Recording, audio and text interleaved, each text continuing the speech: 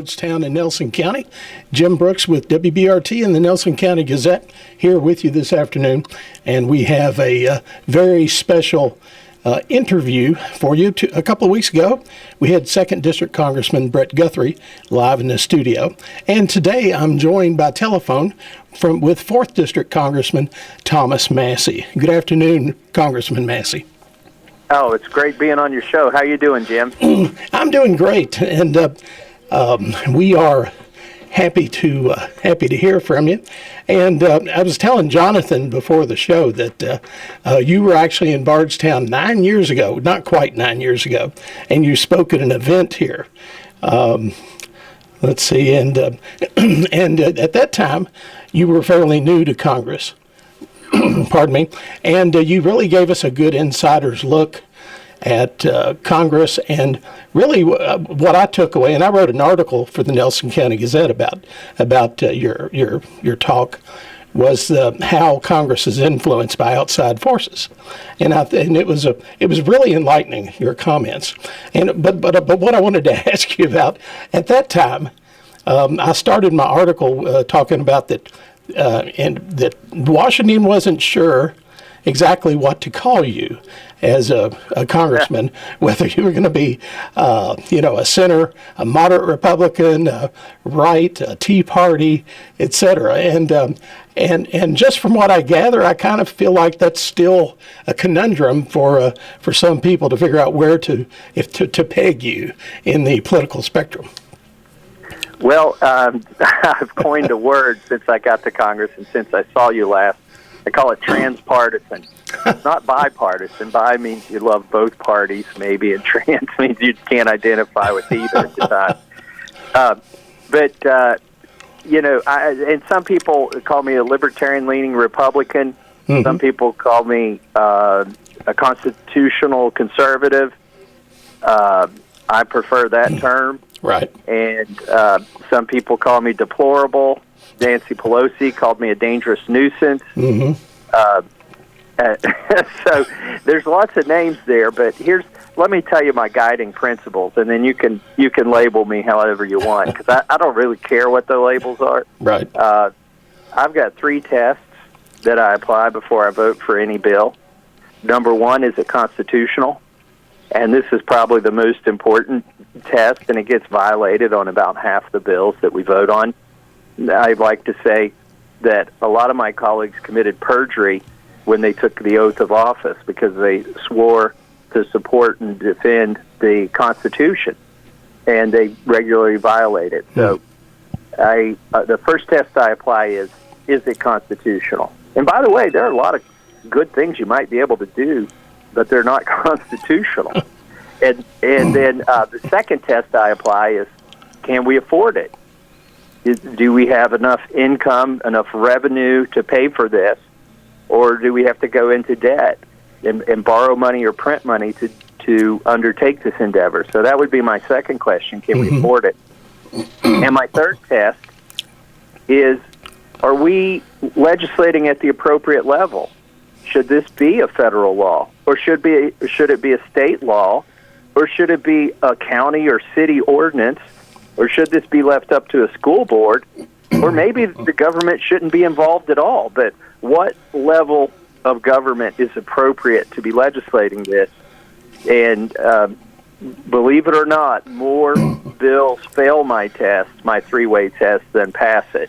So the Washington Post just put out an article, and they looked at the times where 10% or less of Congress votes against the bill. In other words, they looked at when the uniparty is passing something in Congress, right, under Nancy Pelosi, and they said how many people went the other way from the uniparty, and how frequently did they do it? Well, it turns out I'm of the 21 conservatives who vote no most often. I vote no more often than the other 20. And it's simply because I'm applying that 3-way test.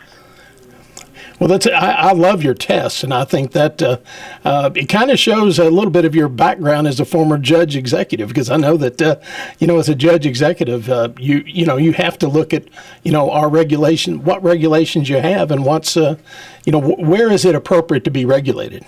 Yeah, that reminds me of a story. Gene Snyder was a congressman for this congressional district in the past, and there's a little road there around Louisville named after him. But he got a call at home one night from a constituent who was upset that her trash hadn't been picked up. And he said, "Ma'am, did you I don't really regulate this. I'm on the transportation committee here in Congress, but we don't have authority over this. Did you think about calling your county commissioner?" And she said, "Well, Gene, I thought about that, but I didn't think I should start that high up." And that, to me, I think that lady had the right view of government. And in my time as judge executive, what I saw is that the people locally have more effect on your life than the people nationally. It's just that the people nationally have effect on more people. Right. So I say keep it local if we can. Right. Well, Congressman, I think I don't know if it was where I read it, but I ran across Politico at one time called you Mr. No, so that kind of goes along with. But that test you have really, it's an easy test to, and too bad we don't have more congressmen who've adopted that line of reasoning. Well, by the way, I think Politico spelled no wrong. We contend that it's KNOW, right? Because I know what's in the bill, but they spelled it Mr. N-O. No. Right. And Jim, just real quickly, for some of your listeners who may be wondering why you have a congressman on from the 4th Congressional District instead of Brett Guthrie, who you had on last week, the news came out in January that about half of Nelson County is going to be in the 4th District beginning on January 3rd of next year, which means when you go to vote in this primary on May 17th, depending on where you live in Nelson County, you may not see Brett Guthrie on the ballot. You may see me and 3 other people in this primary race on the ballot. Right. And that would be primarily for the part of Nelson County that is closest to Spencer County. Right. So most things northeast of Bardstown and a little bit east and northeast of Bardstown is where the part of Nelson County is going to be incorporated into the 4th District. And the reason they did that is sort of twofold. And the biggest driver, frankly, is that Hal Rogers' district, which is the 5th Congressional District in eastern Kentucky, lost population. So they trimmed a county off the eastern side of the 4th District, the 4th Congressional District, which is the district I currently represent, and they added a county on the west side of the district, representing the overall population shift in Kentucky. And the other reason they did redistricting, or one of the driving factors in redistricting, is they were, because it was controlled by Republicans, they undid some gerrymandering that the Democrats did 10 years ago to try and keep the Lexington Congressional District, which is the 6th Congressional District. The Democrats had drawn it in a way to try and keep Ben Chandler elected, and Andy Barr won in spite of that. And so the Republicans who got the control at this time, they sort of drew it as it was already Republican-leaning, but it's leaning more Republican now. Right. So that's sort of a sidebar. But the main thing to know in Nelson County is if you live northeast of Bardstown, you're most likely in the 4th District now. And the reason they did that to the 4th District is because it had to shift west a little bit to give Hal Rogers one of the eastern counties in this congressional district. Right. Now, you share, I think you share a lot in common with a number of my neighbors. I live out in rural Nelson County on the north end. And your family has a cattle operation, is that right? Yes, I was fixing fence yesterday. I have 74 head of cattle, and I need to get it down to about 37 head of cattle. Well, I have a neighbor who's for many years has bred Angus bulls and makes a pretty good living at it. But you share a lot in common, and you understand all the pressures and that you have trying to run a cattle operation in today's economy.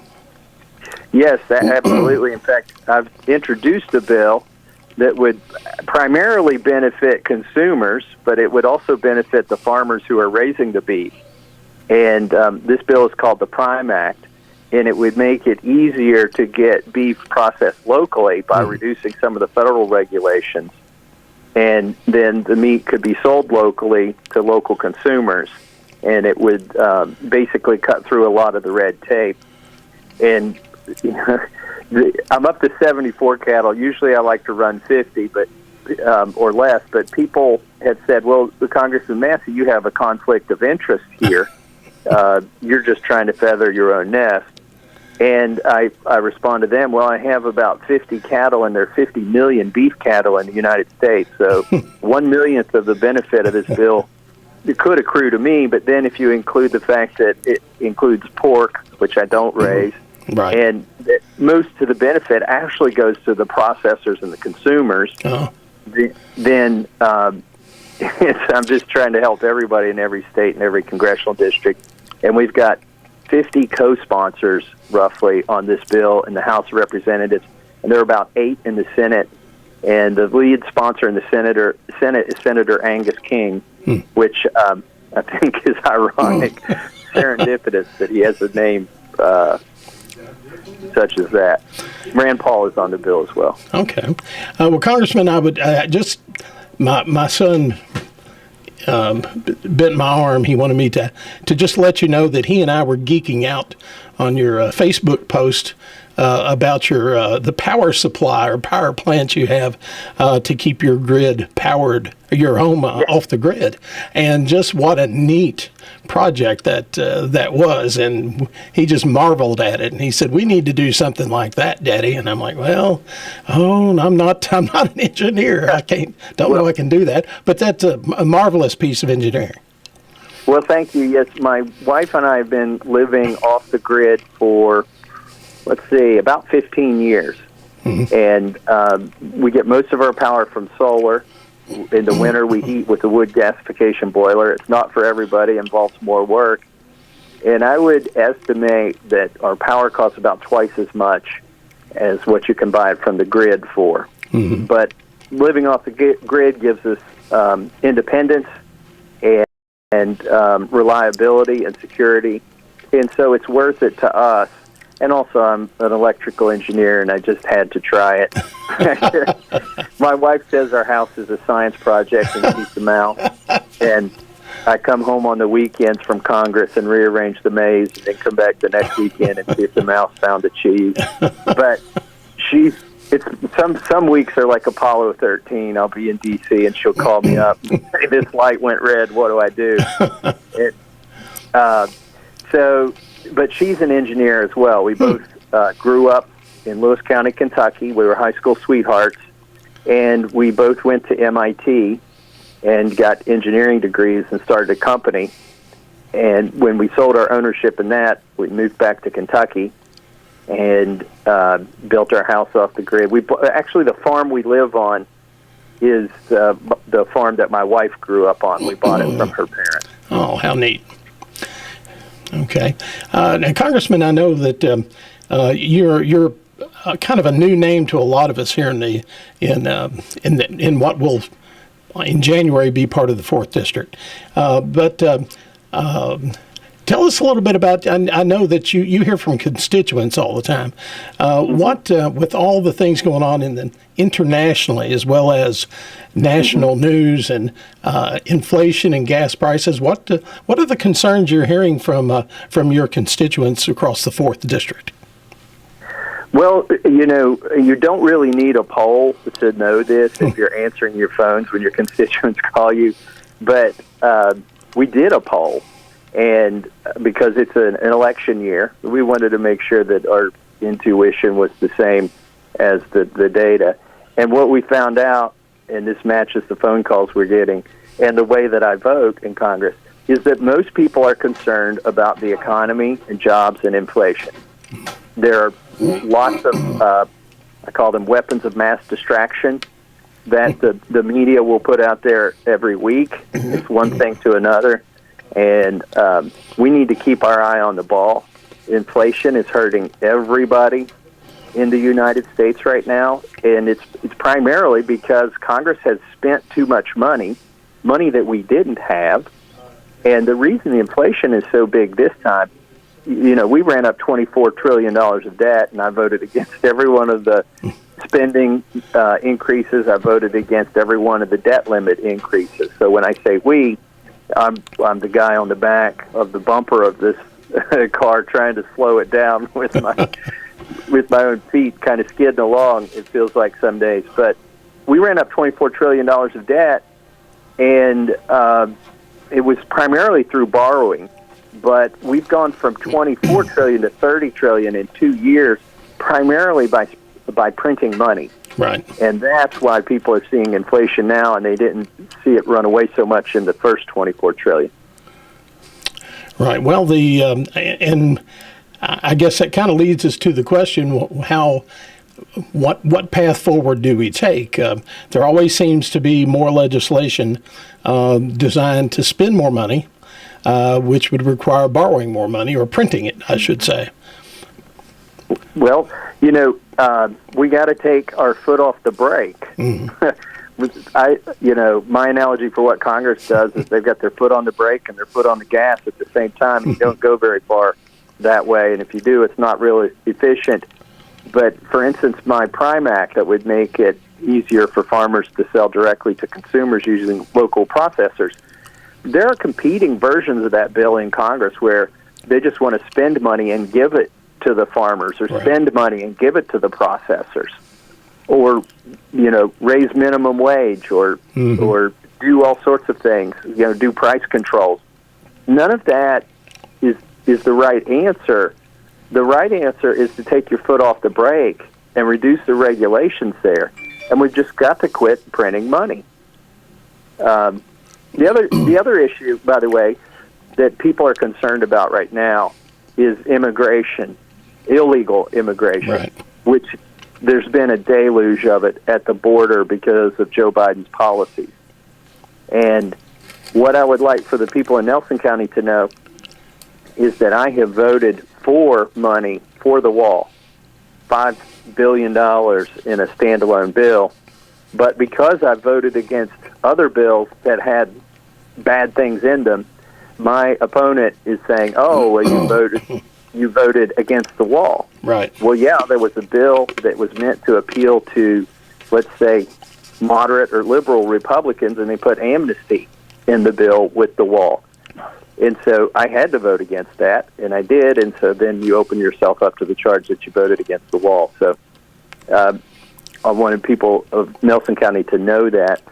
And one of the issues that's always important to Kentuckians, and it doesn't really show up high on the polling because it's not an everyday thing, but it's very important for, I think, most Kentuckians, is the right to keep and bear arms. Right.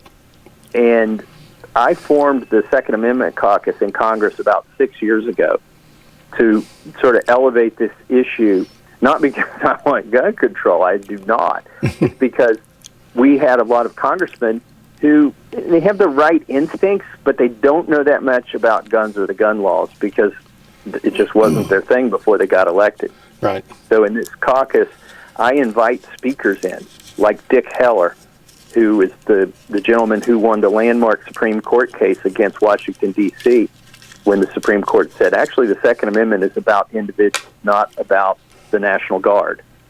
But I've brought in people like Dick Heller and John Lott, who's written 9 books on the topic. And we recently had the person who stopped one of the church shootings in Texas. We had him come in and speak. And so that's what my caucus does. We try to educate congressmen on why it's important to protect and preserve our Second Amendment. You know, it shouldn't be necessary, but it is. And also, we got to give them the facts so that they're not flat-footed in a debate with the Democrats, who are always going to appeal to emotion. Right. I'll tell you, I was taken aback recently. I received a mailer from one of your primary opponents, and it attempted to paint you as a liberal that votes in lockstep with the Squad, AOC, and you know, and I thought that's not the Thomas Massie I know, but go ahead. Yeah, that couldn't be further from the truth. Just in the last week, like I said, the Washington Post put out an article that said I voted no more than any other Republican against Nancy Pelosi's agenda. You may find a vote or two where we ended up on the same side of the issue. Maybe there was a spending bill that spent $2 trillion, and I didn't want to spend any of it, and they wanted to spend twice as much. And so if you find a bill where we did vote the same, it's because it was too liberal for me and too conservative for them. Right. Well, sometimes in Congress it seems that the negotiation or the banter between the two parties is on how much a bill can spend, and with the Republicans always wanting it less. But you don't hear much talk about making a massive reduction in spending, or why are we even spending it? Yeah, the problem here is that Congress puts everything in one bill. I'm a big proponent of separating these topics, and the big bill they pass every year is called the Omnibus Bill.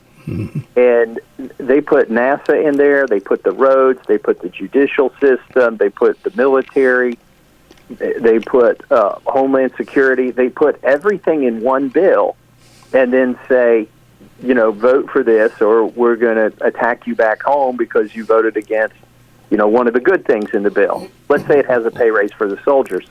What they don't tell you is it also funds Planned Parenthood. Right. So what we need to do in order to sort of wrestle this thing back into its cage, this profligate spending, is we need to separate these bills so that you have up or down votes on separate spending items. Right. And the reason some congressmen don't want to do that is they don't want to be accountable.